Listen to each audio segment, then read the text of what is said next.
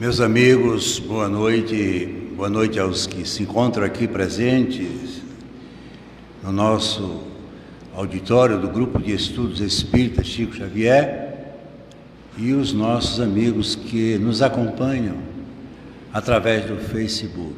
Como vocês estão vendo, o tema da palestra de hoje não deixa de ser um pouco polêmico, porque nós vamos falar no caso das catástrofes, as tragédias, e tudo isso mediante uma lei, que é uma lei natural, uma lei que é a lei de Deus, que é a lei de destruição.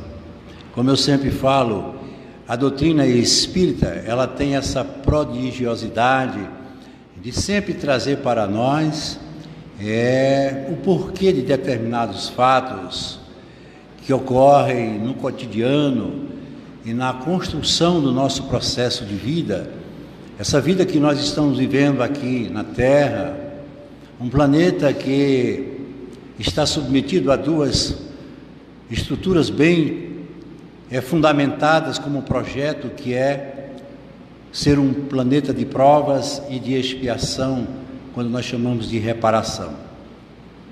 E por ser assim, por ter esse perfil, é que nele nós vamos encontrar leis que muitas vezes são um pouco compreendidas pelo homem, mas que fazem parte da nossa vida, do nosso dia a dia, como eu disse. E por que é que nós resolvemos falar sobre esse tema que está lá no capítulo 3, se eu não me engano, o item 6 no Livro dos Espíritos, na parte 3, capítulo 6 do Livro dos Espíritos, quando Allan Kardec, com toda a sua grandeza de entendimento, por ser um homem de ciência, ele vai perguntar aos espíritos o porquê das tragédias, das grandes crises existenciais, dos conflitos, até mesmo o porquê da morte, como nós entendemos. Enfim, são perguntas que nós vamos tentar, pelo menos, levar alguma informação em termos de resposta. Mas para que a gente possa ter um início de entendimento, não podemos jamais fugir desta trindade universal, né? A trindade que é diferente da trindade do cristianismo dentro da Igreja Católica, que é Pai, Filho e Espírito Santo. Essa trindade para nós, ela inexiste. A nossa trindade se resume apenas nesses três aspectos fundamentais de toda a composição da vida e da essência da vida, que é Deus, né? Uma inteligência. Veja que ele, quando pergunta que é Deus, Allan Kardec, ele não coloca o que nem quem, né? O que seria algo, quem seria alguém. Ele coloca o pronome puro, que é Deus, né? Uma inteligência. O que é uma inteligência? Inteligência é uma coisa que se move, que se movimenta, que cria, que constrói, que reconstrói. Então esse é o Deus da nossa compreensão como espíritas. E é uma causa, né? Então Deus é uma causa. Muitos colocam a vida na condição de um destino, de uma sorte. Eu não tenho sorte, meu destino não. Uma causa, ela tem começo, ela tem meio e ela tem fim. Por isso que eu costumo sempre dizer que Deus para nós é a direção. Direção é tudo que define uma coisa que parte de um ponto para outro. Então nós partimos de um ponto e iremos numa direção para um outro ponto, que é exatamente os pontos determinados por Deus. Mas o sentido é que é prerrogativa de cada um de nós. Cada um é que vai encontrar o sentido da vida, o sentido do seu caminhar. O que é que eu estou fazendo da minha vida? Daí agora a gente ter condições de pelo menos pensar de onde eu vim, aonde estou e para onde vou. Então, de uma coisa eu sei, eu vim como um princípio de um Criador, cuja força é uma inteligência suprema. No caso, esse é o Deus que eu entendo e eu acredito que ele é mais fácil de ser entendido. Não é apenas um Deus manifesto, mas um Deus que me compõe, onde eu, sendo a unidade e ele o todo, eu tenho todas as qualidades desse Deus. E por que é que eu não me comporto? Por que é que eu não entendo Deus? Porque eu sou relativo, Deus ele é absoluto.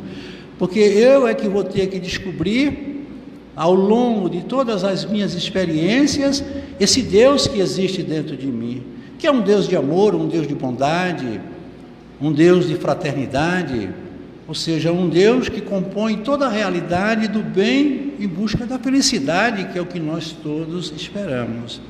Então, quando nós nos individualizamos como um ser espiritual, ou um princípio inteligente, como queiramos chamar, nós, a partir de então, começamos uma jornada, que ele chama jornada evolutiva.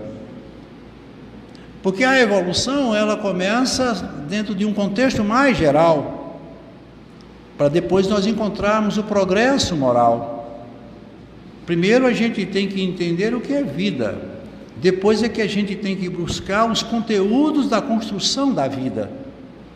Por isso que as experiências que nós vivemos, elas têm esse grande propósito em nossa vida, nos fomentar elementos para que nós possamos entender e nos aproximar desse Deus que cada um de nós carrega dentro de si.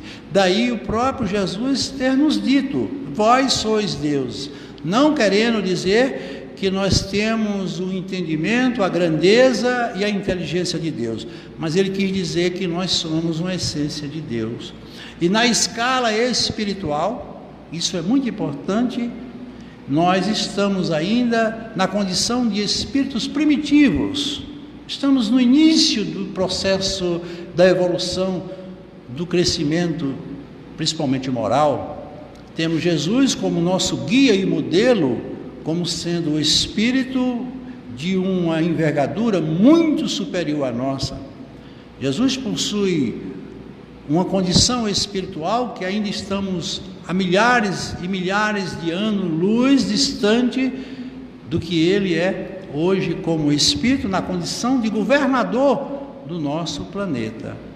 Então a individualidade existe, mas acontece o seguinte: para que o espírito ele se desenvolva, para que ele busque o seu conhecimento e o crescimento, ele precisa interagir com outros espíritos, ele precisa conviver com o meio. E aí, quando no fluido cósmico universal, como ele aqui mostra, que esse fluido que permeia, que compõe tudo, que está lá no Antigo Testamento como sendo o hálito divino, ou a inspiração de Deus, o sopro do Criador, como queiram chamar, é este fluido que é de uma natureza totalmente fora da nossa condição de entendimento, ele é de natureza etérea, e é ele que vai fornecer todos os meios para a construção de tudo que o espírito precisa para a sua jornada evolutiva.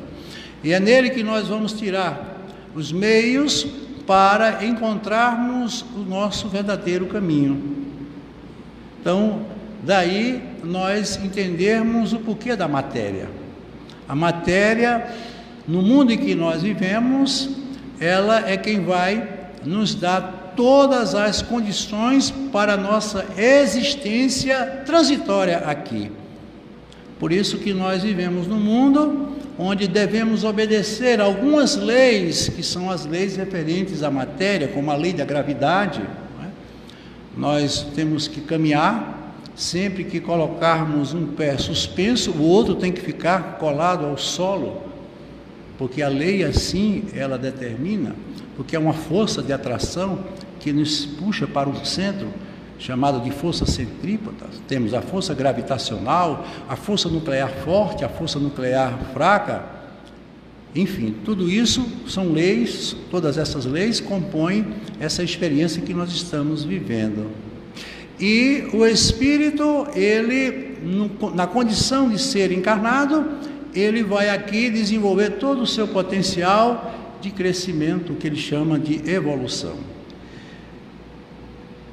Para isso é necessário que nós entendamos as principais leis, que são as leis universais. A primeira lei, como eu falei, é a lei da evolução ou lei do progresso. Todos nós somos obrigados a cumprir rigorosamente essa lei. Como a obra de Deus é uma obra de crescimento, de desenvolvimento, de evolução, nós, como criaturas do Criador, estamos também inseridos nesta lei. Todos somos impelidos ao crescimento interior. E esse crescimento se dá através das experiências vividas. Cada processo, cada momento vai dar a cada um de nós elementos para que possamos nos desenvolver, adquirirmos o conhecimento e buscarmos, através desse conhecimento, aquilo que nós mais desejamos, que é a nossa felicidade plena. Mas essa experiência, ela não é pequena, ela é longa, é duradoura e ela é de uma necessidade, como eu disse, premente para todos nós. E como não se dá apenas numa única experiência, o processo da reencarnação como lei é mais do que necessário. Eu sei que alguns torcem o nariz, porque ainda resiste não querer aceitar e entender a lei mais evidente, que é a lei da reencarnação. Porque ela é uma lei, não é mais uma coisa apenas da doutrina espírita.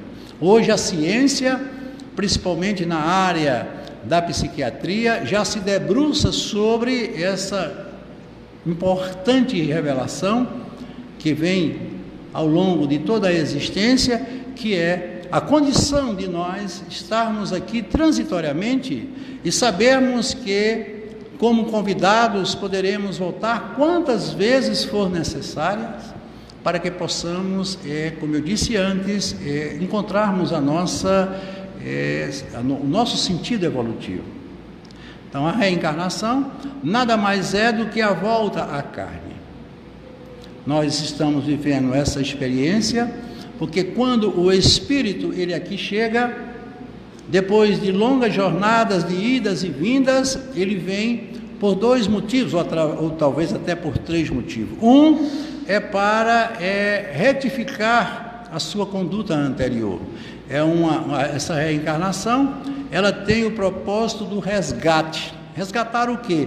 Resgatar as minhas faltas, os meus conflitos, algumas coisas que porventura eu tenho deixado e ainda não consegui dar fim ou concluir isso como proposta.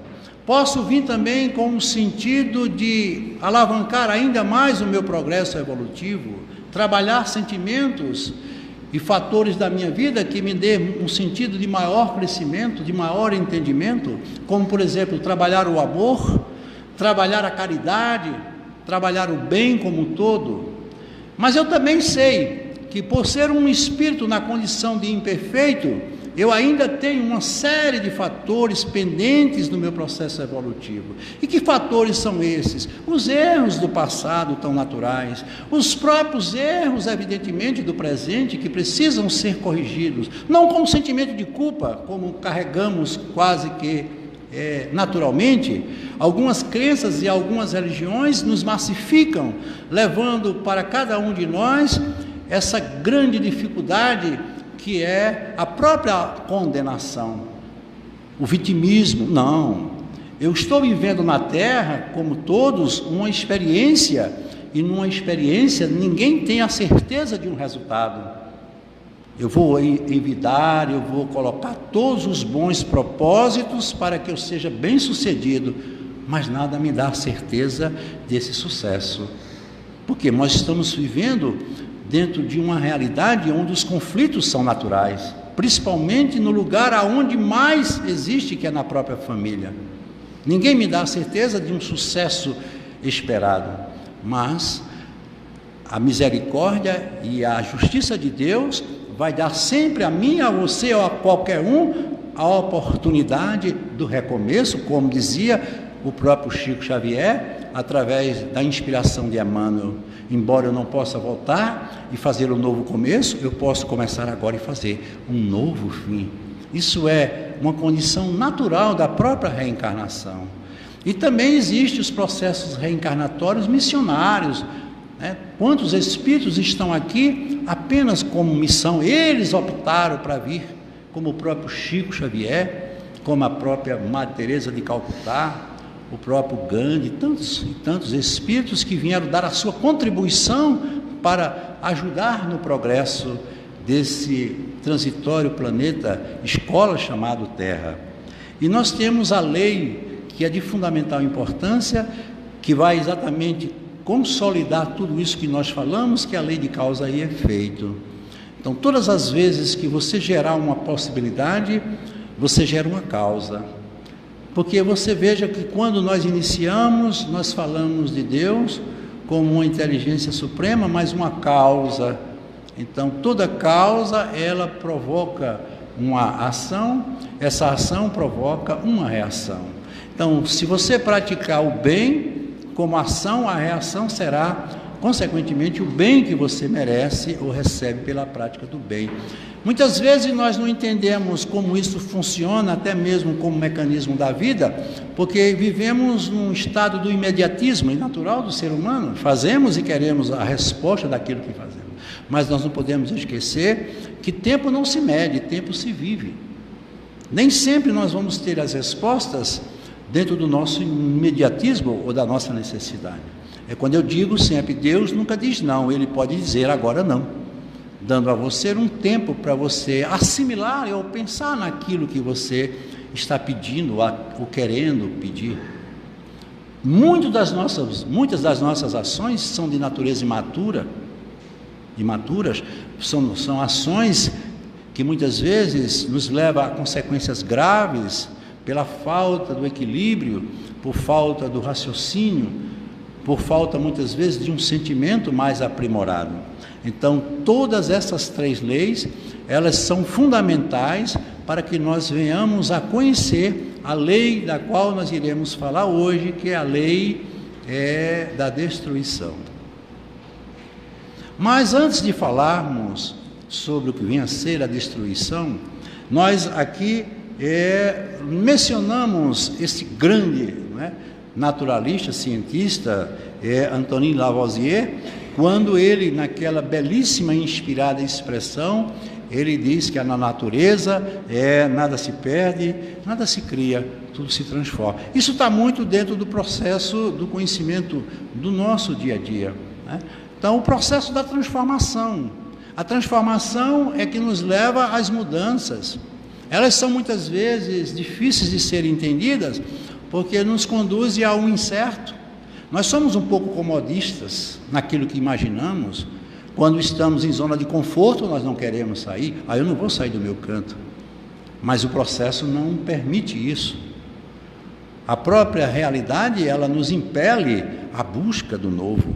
Veja que ele falava com muita veemência que matássemos o homem velho para nascer o homem novo. Sai desses pensamentos que ainda estão cristalizados, pensamentos que não nos estimulam a novos conhecimentos, as novas conquistas, e aí você entra num processo de estagnação mental, atrofia mental, e você não evolui.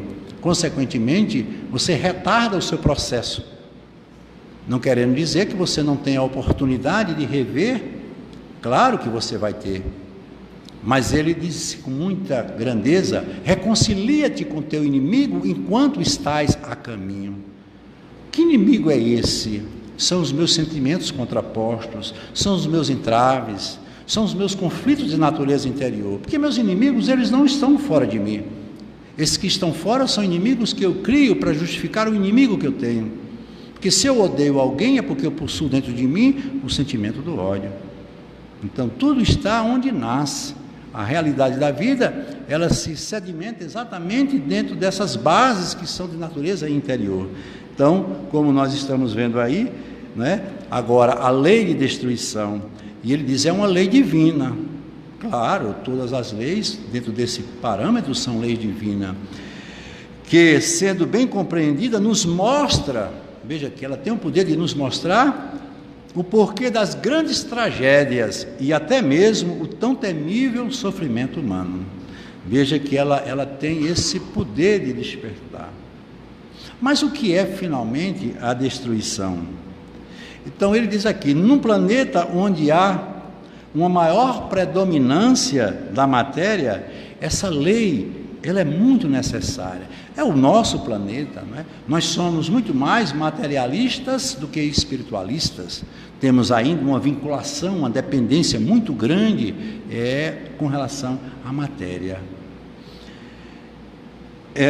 Pois o que pensamos ser destruição nada mais é do que a transformação imposta pela natureza. E ele dá o exemplo aqui do próprio corpo físico. Esse corpo que serve como indumentária, como vestimenta para a experiência que nós estamos vivendo. Mas sabemos que ele não é um corpo determinado dentro dos parâmetros da nossa verdadeira essência, ele é um corpo transitório. Ele vai ser utilizado durante o período que aqui estivermos. Mas à medida que nós começamos a compreender o que ele tem como principal função em nossa vida, fica mais fácil a gente entender o porquê da morte. Porque no momento em que esse corpo ele é construído, ele é idealizado, formado, ele começa a entrar no processo de destruição. Todos nós sabemos que no momento em que nascemos já começamos a morrer. Que todo o processo nosso orgânico, toda a estrutura intra e celular, ela se submete ao processo da decomposição. A cada 1 ano e poucos meses nós perdemos todas essas células e renovamos elas com novas células, ou seja, é destruído todo o nosso corpo e reformado e recomposto um novo corpo. E assim vamos até o final desta experiência. Então essa lei de destruição, ela começa dentro da nossa própria realidade reencarnatória. Mas a notícia boa é que a matéria se destrói, mas o espírito não. Nós somos espíritos, eu não diria eterno, porque eterno é Deus. Eterno é aquilo que não tem começo nem fim, mas nós somos espíritos infinitos e imortais. Então esse corpo ele vai morrer, renascer, quantas vezes for necessário para a nossa necessidade evolutiva, para o nosso processo evolutivo. Então, a lei de destruição nada mais é do que um processo de transformação, onde a gente mata o velho para nascer o novo. Tudo isso está dentro do que foi previamente programado para a existência de todos nós. É uma lei que tanto atinge o ser humano como toda a proposta do mundo em que ele vive, principalmente nesse nosso mundo. Mas o que é interessante é que essa lei, à medida que o espírito vai se depurando, à medida que formos evoluindo e passando de um nível de mundo mais evoluído, consequentemente essa lei ela vai perdendo o seu sentido, porque o poder da matéria vai também perdendo a sua constituição, porque ela é uma lei que está totalmente vinculada mais à matéria. Então, quando você observa, como nós observamos, as grandes tragédias, esses grandes conflitos, né, como ele mostrou aí e tem nos mostrado, nós vamos entender o porquê disso. Por quê? Porque essa destruição, ela tem o poder de despertar em nós valores que não poderiam ser despertos se não existisse a lei. Que a lei de destruição estaria também ligado à lei de preservação. Mas é muito importante que você observe que ele diz aqui, é uma lei natural. Todas as vezes que o homem empreender por vontade própria, no uso e no abuso do egoísmo e de outros sentimentos mais pobres, essa destruição ela perde o sentido natural. E ao invés de ser uma coisa que acontece com todos os parâmetros da simplicidade da própria natureza, ela passa a comprometer o homem. Porque aquilo que você destruir por orgulho, por egoísmo, ou até mesmo por maldade, você está aí, de alguma forma, contrariando a lei natural. E todas as vezes que o homem contraria essas leis, ele tem que responder pelo que fez, porque tudo isso se estabelece dentro dos limites. Um exemplo é o nosso próprio corpo físico, ele tem os seus limites. Até a própria alimentação, que nos é tão saudável, tão importante, se você se exceder, você vai, de alguma forma, responder pelo excesso. E assim é a vida. Tudo que você fizer invadindo o território que não é seu, você vai ter que responder. A vida ela é pautada nos fatores limítrofes da própria existência como experiência. E aí veio a pergunta lá no Livro dos Espíritos, feita por Allan Kardec, que é de número 728, quando ele indaga aos espíritos: é lei da natureza a destruição? Olha o que eles respondem: é preciso que tudo se destrua para renascer e se regenerar. Olha que coisa interessante. É preciso que tudo se destrua para poder renascer e se regenerar. Porque se você observar, qualquer coisa que fique em processo de estagnação, ela não altera nada, ela não promove crescimento, ela não estimula o novo. Por quê? Porque ela simplesmente parou, e contrariando dessa maneira a lei natural. Porque tudo está em crescimento, porque a própria obra de Deus, quando Jesus afirmava: e meu pai não parou de trabalhar. Olha como ele tinha esse entendimento. Ou seja, nós infelizmente não podemos jamais pensar em aposentadoria como elementos ou como seres dentro da obra divina. A aposentadoria é uma condição temporal da experiência humana aqui na Terra, como nós conhecemos. Mas você jamais poderá pensar, porque tem pessoas que dizem assim: um dia eu morro e descanso. Pelo contrário, você volta para casa, e em casa é que você tem trabalho. Não é? Se você tinha trabalho aqui, lá é que você tem. Porque tem coisas aqui que você pode até dela se ausentar, até com um pouco de esperteza, como a gente sempre usa, se afastar. Mas lá não, lá as coisas são mais objetivas, são mais evidentes. Então todos nós temos que entender que essa lei ela tem o poder de regenerar, não é? De nos fazer crescer, regenerar.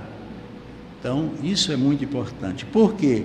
O que consideras destruição nada não passa de uma transformação que tem um fim, que tem por fim a renovação e a melhoria dos seres vivos. Se você observar a escala da evolução das espécies, né? Por que é que os animais eles se destroem, né? Um se alimenta do outro, né? Você veja aqui o reino animal, né? Essa águia, esse pássaro se alimenta da cobra, que se alimenta do rato, que se alimenta do gafanhoto. Então você diria: mas que Deus é esse que permite que um ser, para viver, precise destruir o outro? Mas isso é o processo da própria envergadura do crescimento interior. Então, isso ocorre de maneira natural. Então, desde que o mundo é mundo, nós entendemos que as espécies, elas são predadoras. O que são predadores? São aqueles que comem a própria espécie para a sua sobrevivência. Sim, mas aí onde é que está o crime, onde é que está o processo da destruição? Não, porque isso é feito de forma natural. Agora, o que é que acontece? Por exemplo, os homens, eles, muitas vezes, isso hoje não acontece com tanta evidência, mas a caça esportiva. O homem sai com uma arma para matar animais e transformar eles em troféu. Aí não, aí ele está usando a lei da destruição de maneira egoísta e desumana. Porque você observa que o animal, ele quando está faminto, ele procura no outro a sua fonte de alimentação. O leão, ele procura a gazela, ele mata aquele animal, ele come o necessário para saciar a sua fome e o resto ele deixa lá. Se fosse o homem, talvez ele ainda tentasse armazenar, guardar para o dia seguinte, mas o animal não. Ele está dentro daquele projeto, aquilo para ele é de forma muito, mas muito natural. O que nós não entendemos, porque usamos de uma inteligência totalmente distorcida para fazer o que não deveríamos. Por isso que as pessoas muitas vezes dizem: fulano age como um animal. Não. Os animais agem com muito mais sabedoria do que determinados homens, porque você tem a capacidade e o poder de discernir aquilo que é necessário. Porque a compreensão de cada povo, de cada momento, é de cada povo e é de cada momento. Eu não sei se vocês sabem, Antigamente, eu acredito que hoje já nem tanto, mas quando numa tribo nascia um índio com qualquer defeito físico congênito, a mãe levava-o para um determinado lugar na floresta, cavava um buraco e enterrava aquela criança. Aquilo ela fazia com a maior naturalidade. Olha, isso no mundo de hoje chamaríamos de um infanticídio, ou seja, matar uma criança. Mas ela fazia isso por quê? Porque aquela criança, se desenvolvesse com aquela deformidade, com aquela anomalia, ela colocaria em risco toda a tribo. Porque eles, como eram nômades, eles precisavam se deslocar na floresta, muitas vezes até em guerras. E se tivesse uma criança que atrapalhasse o desenvolvimento dele, o movimento dele, poderia colocar em risco a própria tribo, porque o índio ele não tem o costume, como o homem tem, de deixar o seu companheiro atrás. Quando eles abandonam um determinado local, vejam que primeiro eles mandam as crianças, as mulheres, as pessoas de idade média, para que eles possam, aos poucos, se deslocando. Então isso era natural. Hoje já não tanto. Por quê? Porque o homem já tem uma outra compreensão. Isso é uma questão de civilidade. Então, vamos ver aqui, no caso da própria reencarnação vista como uma lei de destruição, e nós falamos sobre isso logo no início. Então, o corpo que nós idealizamos, porque, gente, o espírito herda, aliás, a matéria herda a matéria, mas o espírito não herda o espírito. O corpo que cada um de nós hoje está utilizando, foi criado por nós, de forma direta ou indireta. Por quê?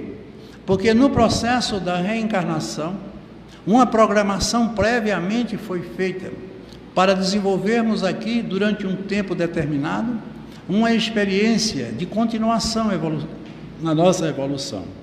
Agora, para essa experiência, nós teremos que construir um corpo. Vamos nos utilizar de toda a estrutura da nossa mãe, com o auxílio do nosso pai, e ali nós vamos geneticamente formar toda a nossa estrutura. Por exemplo, se numa experiência passada eu adquiri um mal, uma doença ou uma deformidade, e no mundo espiritual, nesse intervalo que ele chama de erraticidade, eu não consegui corrigir, é provável que quando eu estruturar um novo corpo físico, essa deficiência venha de forma evidente, latente. E, consequentemente, eu não estarei herdando de ninguém uma coisa que verdadeiramente é minha. Por quê? Porque essas coisas, elas não passam de um para o outro. É lei do engano. Meu pai tem uma doença e eu, como filho, tenho que ter essa doença. Não necessariamente não. Pode ser que você tenha por uma coincidência ou por um fato de uma reencarnação coletiva, mas você não é obrigado a herdar a doença de ninguém. Por quê? Porque a natureza de cada um é uma prerrogativa de cada um. A prova é tanta que quando Jesus ele esteve conosco, num dos momentos, no início de toda a sua pregação, ele disse: eu vim implantar o reino de Deus no coração de cada um de vocês, ou no coração de cada um de nós. Ele falava em coração, porque naquela época ele não tinha como falar em consciência, mas ele quis dizer na consciência de cada um. Ou seja, a partir de então nós entendemos que nós somos os verdadeiros regentes da nossa única orquestra, que é essa que comanda a nossa realidade na experiência que nós estamos vivendo. Não adianta você culpar ninguém pelos seus problemas, porque todos eles têm uma natureza intrínseca e está dentro de você. O que é importante, os abusos cometidos, como eu disse, nas experiências pretéritas, são responsáveis não apenas pelos tormentos nas regiões infernais.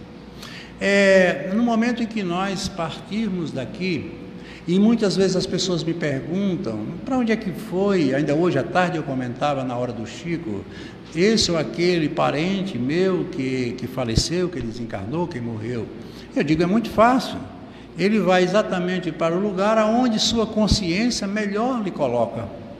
Se você é uma pessoa que teve uma experiência aqui atormentada, uma experiência de conflitos, de erros, Consequentemente, isso você vai levar para onde você for. Não é pelo fato de este corpo ter sido destruído, porque ele foi feito para ser destruído, vencido o seu tempo, ou até mesmo por uma imprevidência você ter antecipado, que você vai deixar de ser quem você é. A sua essência, a sua natureza é uma coisa e uma prerrogativa unicamente sua. E eu vou levar esses meus problemas, essas minhas faltas, esses meus defeitos, como aluno reprovado em determinada matéria, e lá eu vou fazer uma avaliação daquilo que eu fiz. E nessa avaliação eu posso mudar alguma coisa? Claro que posso, mas eu irei mudar apenas no sentido da ideia. Por quê? Porque se eu aqui errei, é aqui que eu tenho que voltar para retificar o meu erro. Os nossos inimigos do passado estão esperando por nós, mas nós estamos muito mais do que eles, esperando pelo momento de fazer algo para nos redimirmos, para nos libertarmos dos sentimentos de culpas que são tão evidentes na vida de cada um de nós. Por isso que muitos, já desde os primeiros anos de vida, alimentam a tristeza. Crianças depressivas, crianças tendo problemas de isolamento, e que muitas vezes colocam como bullying. Muitas vezes não é isso, é o espírito que já começa a despertar nos primeiros anos do seu processo evolutivo os sinais da experiência passada. Isso não pode ser destruído. Isso está exigindo dele um processo de renovação, de transformação. Então, como também pode deixar moléstias, como nós falamos, no corpo perispiritual. O que é o corpo espiritual? O corpo perispiritual é um corpo formado por energia, unicamente energético. Esse corpo, ele não pode ser destruído como o corpo físico é destruído. Por quê? Porque ele está totalmente vinculado à nossa consciência. Porque quando nós nos individualizamos, o primeiro corpo que nós formamos é o corpo mental. É o que faz a gente ser uma individualidade e diferente um do outro. Aí nós, no meio em que vivemos, ou no mundo em que habitamos, tiramos dele uma energia para formar o nosso primeiro corpo, que é o corpo perispiritual. Ele é um corpo que vai adotar a forma que a mente assim adotar, para depois, na experiência que aqui tivermos, formarmos o terceiro corpo, que é o corpo orgânico, o corpo físico propriamente. Veja que eles estão intrinsecamente correlacionados.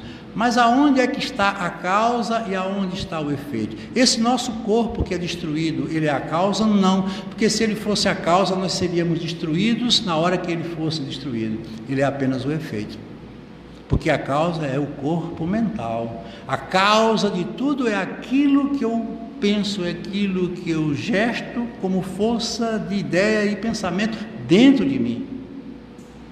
Então é muito importante a gente pensar e ver isso, né? Então, é a formação do corpo físico no processo reencarnatório. Aí ele fala aqui sobre a pena de morte. É tão comum a gente ouvir dizer, quando a pessoa diz bandido bom é bandido morto, né? Alguns países ainda adotam naturalmente a pena de morte. Mas veja o que é que ele diz aqui, nessa pergunta 765, feita por Allan Kardec: que se deve pensar da pena de morte imposta em nome de Deus? E o que é mais grave, em nome de Deus. Quem é o único responsável pelo dom da vida, senão Deus? Quem pode se adiantar ou se arvorar do direito supremo de Deus? Ninguém. Então, a vida só a Ele pertence, que é a vida de todos nós. É tomar o homem o lugar de Deus na execução da justiça. Veja como isso é muito sério. Porque você diz assim, mas uma pessoa que já matou tantos, uma pessoa que é tão nociva à sociedade, por que dar a ela mais uma chance? Por que não tirar dela os meios que ela se utiliza para fazer o mal? Mas nós estamos num mundo de prova, gente, um mundo de expiação. Ninguém se arvora do direito de dizer que sua prova vai ser 10. As provas, são testes, são avaliações. Quem de nós, no momento fortuito, no momento de desarmonia, desequilíbrio, não pode atentar e até tirar a vida do outro? Qualquer um pode, até a própria vida. Então jamais o homem poderá se adiantar diante disso. Porque eu vi recentemente uma notícia muito interessante. Uma mãe cujo filho único pediu para sair à noite, para ir para as baladas, como eles dizem, e a mãe pediu que ele não fosse, e ele insistiu e foi, e levando o seu telefone celular, ela pediu que ele não levasse, mas ele disse: não, posso precisar, até mesmo para ligar para a senhora, e levou o celular. Quando ele entrou no ônibus, não deu 1 ou 2 minutos, outro garoto na mesma idade dele foi no assalto tentar tirar o seu celular, e ele reagiu, o garoto matou. De uma maneira totalmente imprevidente, imatura, mas ele matou, tirou a vida daquele jovem, filho único, único companheiro de sua mãe. E no velório daquela mãe, o repórter perguntou o que ela sentia com relação àquele fato, motivado por uma violência que nós sabemos que permeou e toma conta do nosso país, não é de hoje.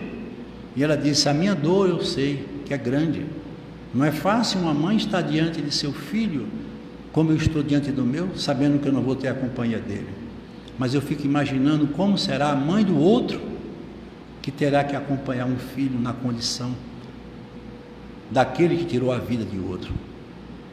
Veja que maturidade, que entendimento essa mãe tinha.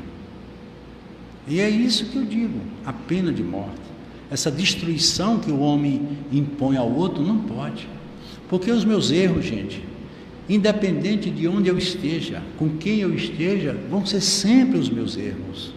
Não vai tirando essa experiência de mim agora ou depois que vai me ausentar das minhas obrigações. Por isso que eu ainda comentava, as pessoas têm um hábito de dizer: fulano foi convertido e agora ele tem Jesus no coração, ele está salvo. E o meu passado? Ele morre?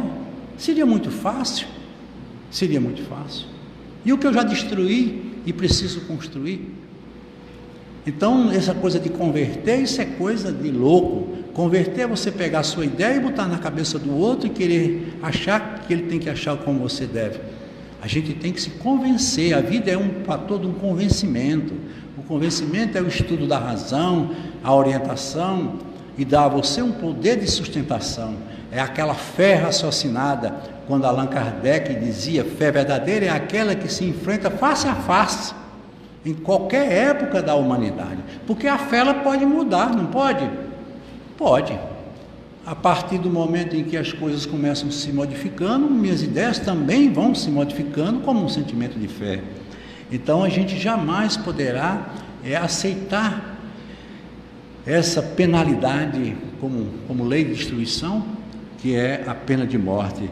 E você vê aqui uma das passagens mais interessantes relativa a isso, não é? Que é a passagem da mulher adúltera. Jesus estava ali totalmente absorto, como ele sempre foi questionado, testado, e de repente a multidão chega trazendo aquela mulher, tido como uma mulher adúltera. O que era uma mulher adúltera naquela época? Era a mulher que traía, fugindo dos princípios das leis familiares, mas isso era uma lei humana. E todos ali foram perguntar a ele o que é que ele deveria dizer, que era um teste pelo qual ele teria que passar. Se ele dissesse que a matasse, ele estaria atendendo à lei mosaica. Se ele dissesse que não, estaria contrariando a lei mosaica para dar sentido à lei de Deus. E o que foi que ele disse? Ele colocou sobre cada um o que era de cada um. Quem nunca pecou, que atire a primeira pedra. Por quê? Porque se essa mulher, ela errou, alguém a conduziu ao erro, porque ela não é uma mulher adúltera sozinha. Cadê o homem que praticou junto com ela? Mas ele era livre porque a lei protegia, porque a mulher era um ser inferior. E o que foi que aconteceu? Todos começaram a se retirar. Mas quem foi que se retirou primeiro? Os mais velhos. Por quê? Porque foram os que mais erraram ao longo de sua vida, foram os que mais pecaram. Consequentemente, Jesus, mais uma vez, com toda a sua grandeza, pelo Espírito que ele era, ele coloca sobre os nossos ombros aquilo que devemos fazer e decidir sobre nossa vida. Vejamos aqui as guerras. Olha quando ele pergunta: o que impele o homem à guerra? Vocês sabem que não existe outra coisa mais comum ao longo de toda a existência da humanidade, senão as guerras, né? Todas elas foram devastadoras. Nenhuma guerra traz para nenhuma civilização uma resposta positiva. Ela tanto é cruel para quem mata, como para quem morre. E ele diz aqui: predominância da natureza animal sobre a natureza espiritual. E transbordamento das paixões. A paixão, o que é a paixão? Paixão vem de passional, ou seja, o interesse apenas pessoal, o interesse egoísta. A guerra é uma prerrogativa dos egoístas, são povos que querem dominar povos. Mas existe uma coisa muito interessante. Quando Jesus falava do seu reino, que ele com muita veemência dizia que era uma obra que ele queria implantar na consciência dos homens, e aí ele perguntou, o sacerdote do templo: tu contas com quem para edificar esse reino? E ele disse: meus amigos virão de todas as partes. Ou seja, Jesus já dava uma ideia de globalização, todas as partes, não existe barreiras. Vocês vejam que hoje o mundo está pagando um preço muito caro. Veja, a Europa tirou da África e da Ásia o homem humilde para ser produtor e membro do seu processo evolutivo no que diz respeito à indústria. Por as primeiras mão de obras escravas, esses homens vinham trabalhar a troco de nada, e eles deram a eles um poder econômico muito grande, e eles tiraram todo o proveito, veio a opulência, a riqueza, e ela se desenvolveu. E agora o que é que está acontecendo? Eles estão voltando, e as fronteiras estão fechadas. Vejam como a vida é. A parte que a gente muitas vezes não observa, que é o ciclo da vida. Por isso que aquele índio disse ao presidente dos Estados Unidos: o homem não teceu a teia da vida, o homem é apenas o fio desta teia. Tudo que fizer a ela, estará fazendo a si mesmo. Tudo que você fizer em termos de agressão, né?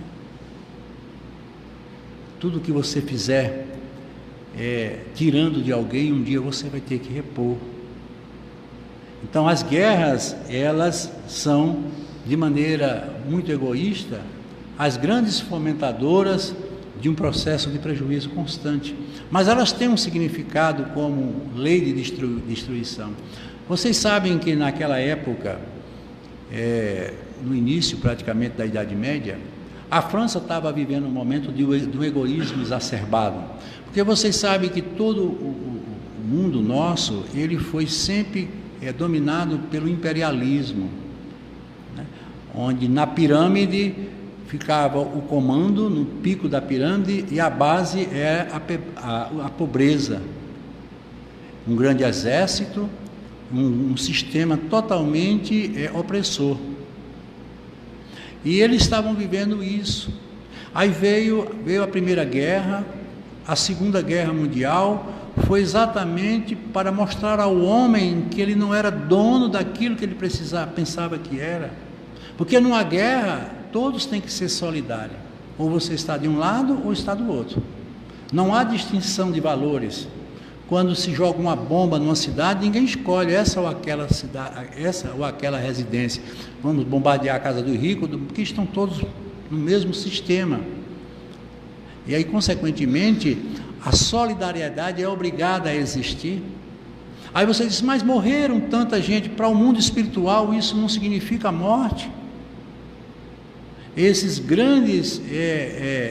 grandes catástrofes coletivas, elas existem para adiantar o progresso, porque vocês podem ver, depois da Segunda Guerra Mundial, radicalmente houve uma mudança enorme no mundo.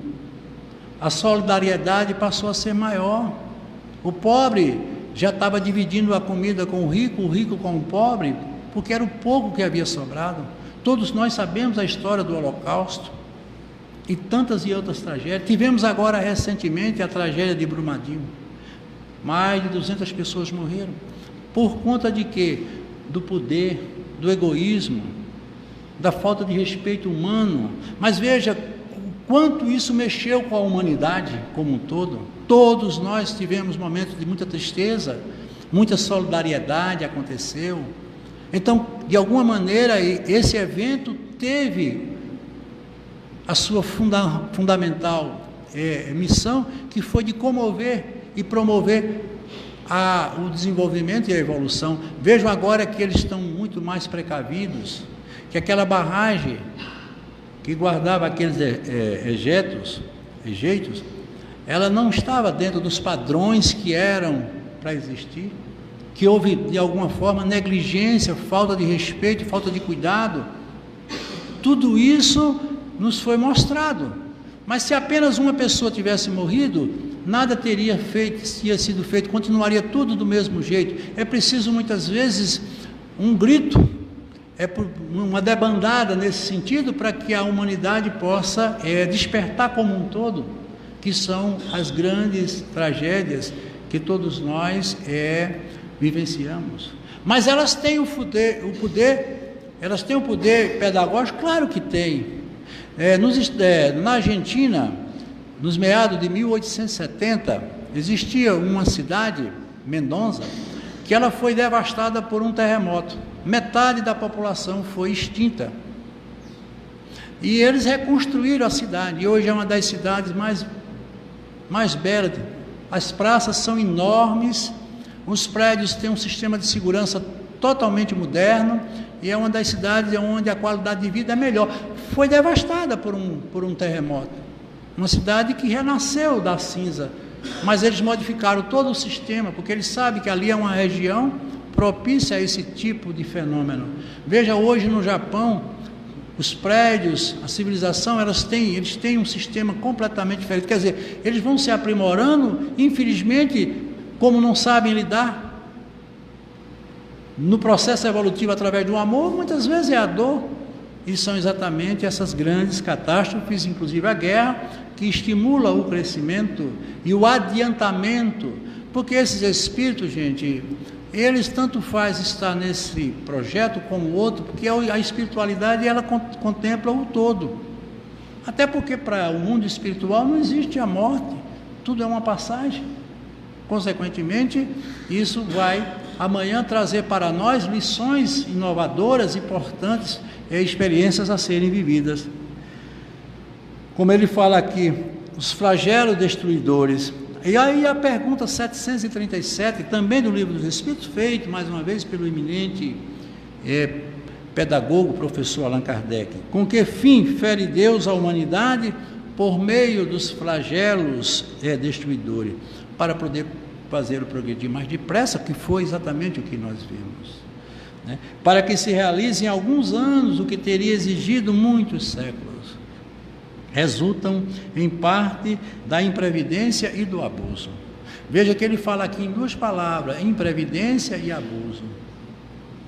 É por isso que Emmanuel dizia, aliás, André Luiz, lá no seu livro, se não me engano, Ação e Reação, ele dizia: aonde está a tua dor, está o teu abuso. Aonde está o teu abuso, está a tua dor. Todas as vezes que você se exceder em determinados atos da sua vida, você gera uma consequência, e dê graças a Deus se ela vier na forma de uma dor. Porque as dores, elas não existem para nos fazer sofrer, mas para despertar em nós algo que estamos fazendo e que não deveríamos fazer. Tanto a dor física como a dor moral. Se quando a gente agredisse alguém, quando a gente maltratasse alguém, a gente não sentisse um pouco de dor de consciência, a gente continuaria maltratando. Graças a Deus que ainda temos esse dispositivo que é a nossa grande aliada, que é a própria dor.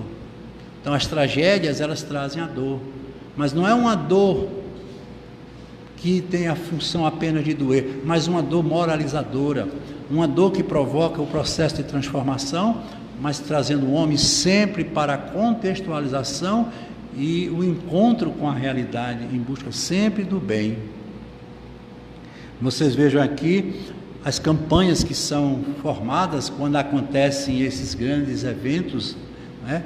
A humanidade se move, há uma comoção, há um maior empenho, e isso com certeza move os sentimentos, fazendo com que as pessoas entendam que nós somos uma única família. A raça humana, ela tem como prerrogativa fundamental que é o interrelacionamento.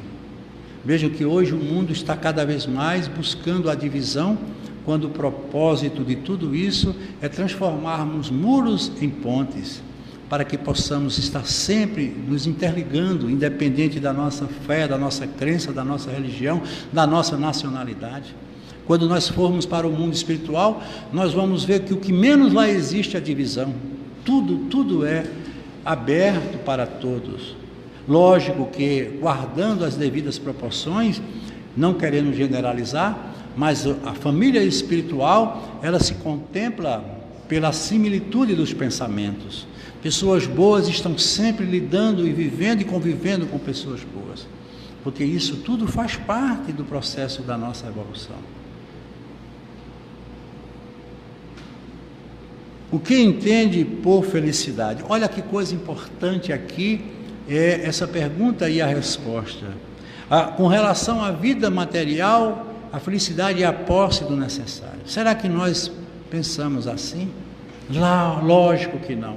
O que é que fomenta uma guerra? O poder, a posse, o domínio.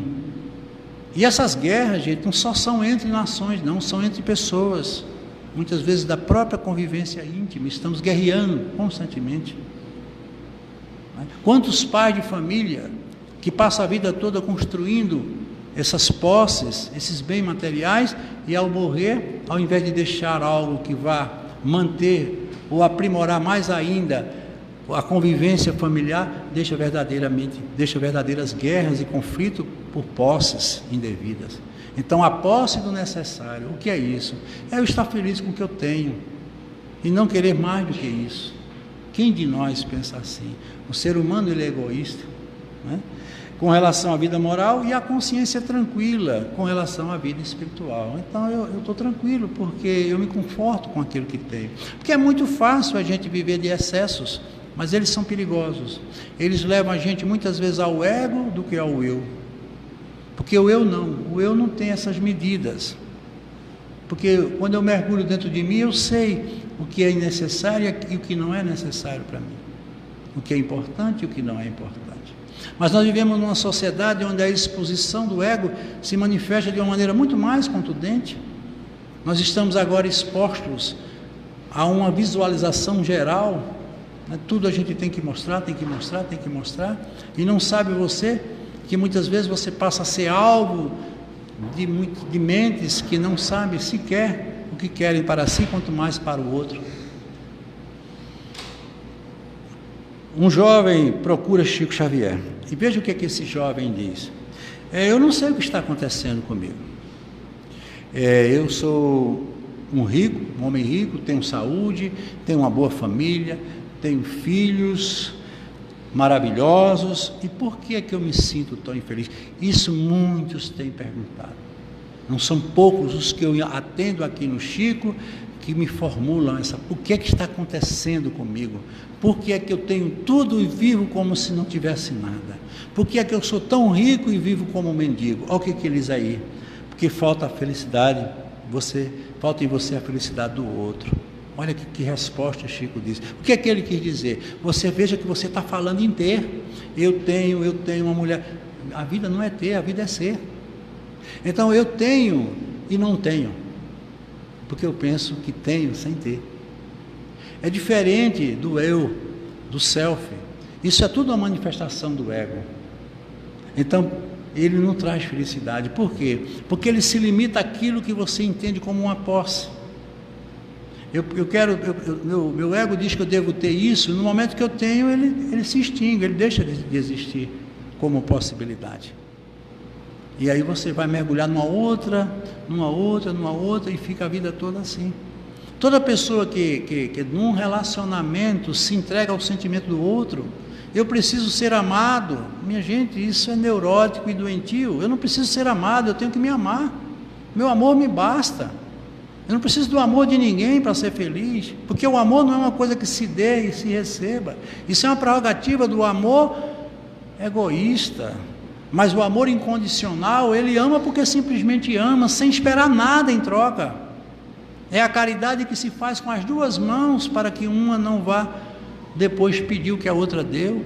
E a gente faz muito isso. Ah, eu fiz tanto por você e você não faz nada por mim. Isso não tem valor nenhum, gente. É muito fácil a gente dar uma esmola pelo que se excede, ou que está sobrando. Difícil é dividir um pouco com o outro. A gente não tem ainda esse valor tão interior, que é o de dividir, de compartilhar. E aí, para finalizar, está aí o nosso lar.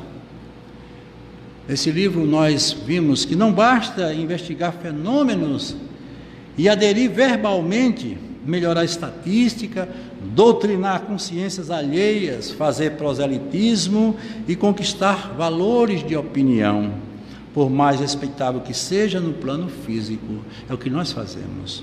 É indispensável cogitar do conhecimento dos nossos infinitos potenciais. Foi o que nós falamos. No eu interior, nós temos um potencial imensurável, gente. Nós somos, como eu disse no começo, nós somos uma essência de Deus. Nós temos Deus dentro de nós, como potencial a ser desenvolvido, trabalhado e manifestado, aplicando-os, por nossa vez, nos serviços do bem. Olha que ele faz aqui uma advertência, no serviço do bem. O homem terrestre não é um deserdado. Quantas vezes a gente se acha um deserdado, né? Ah, eu não tenho, né? É filho de Deus em trabalho construtivo, envergando a roupagem da carne. Veja que está lá no livro Nosso Lar, como sendo a parte inicial. Eu não sei se foi a Emmanuel ou André Luiz que trouxe isso como prefácio do livro. Isso é muito importante. E tem um fato aqui nesse mesmo livro, quem leu o Nosso Lar, eu não sei se vocês se lembram, que tem um momento em que André Luiz, todo mundo conhece a história do médico André Luiz, que desencarna e vai para o umbral, do umbral ele vai para o Nosso Lar. E lá, num determinado momento, ele encontra um homem, um espírito melhor, que conduzia todos os trabalhos, e ele verifica que aquele espírito, na experiência que ele viveu aqui na carne, foi um homem que foi buscar seu pai. O pai dele, de André Luiz, era um homem rico, mas um homem muito materialista, e esse homem foi pedir a ele, para ele prorrogar, ou até mesmo dispensar o débito que ele tinha, porque ele não tinha como pagar. E o pai de André Luiz, junto com André Luiz, disse que não dispensava, que ele tinha que pagar o que a lei mandava, e realmente a lei mandava que ele tinha. E ele foi embora, chorando, sofrendo, se desfez de tudo para pagar o débito que ele tinha com o pai de André Luiz. E a única que interferiu em favor deste homem foi a mãe de André Luiz. E lá no mundo espiritual ele morre de vergonha ao encontrar aquele homem, só que ele estava numa posição muito superior, era um espírito que coordenava trabalhos. E ele vai procurar uma amiga e diz: o que é que eu devo fazer para pedir perdão a esse homem pelo que eu fiz na experiência anterior? E ela disse: se você tiver a chance, procure, porque ele é muito ocupado. Vá lá e peça perdão a ele. E ele foi, dirigiu-se a esse espírito e lembrou-se, pediu perdão a ele. Ele disse: não, André, aquilo que você fez juntamente com seu pai foi o que fez eu ficar aonde eu estou. Eu vendi tudo o que tinha, cheguei na extrema pobreza, e graças a essa extrema pobreza foi que eu me transformei na pessoa que sou. Então aquilo que você pensa que me fez de mal se transformou num grande bem. São essas tragédias que a gente muitas vezes não entende. Na hora a gente está vivendo o inferno, porque ele fez isso comigo. Mas eu digo sempre: o que é que eu estou precisando aprender com essa ofensa? O que é que eu estou precisando aprender com esse mal que eu estou sentindo que estão fazendo a mim? Alguma coisa tem que ser feita. E muitas vezes o que parece ser um mal, o que parece ser uma tragédia na vida da gente, nada mais é do que um processo de transformação, nos mandando sempre para uma situação bem melhor. É por isso que eu digo: nunca se acomode diante dos seus dos seus problemas, das suas adversidades. A vida, ela tem que ser vivida dentro do que se programa para ser vivida. Nós não estamos num mundo onde tudo é um paraíso. Nós temos um terreno enorme para plantarmos e colhermos o que plantarmos. Uma boa noite a todos e muito obrigado.